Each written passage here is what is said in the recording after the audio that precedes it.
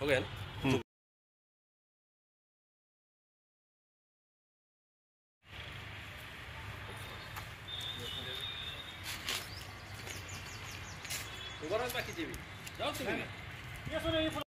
माझे नाव सत्यविजय शिवाजी मोहिते। माझी गाडी बस स्टँडमधून चोरीला गेली होती।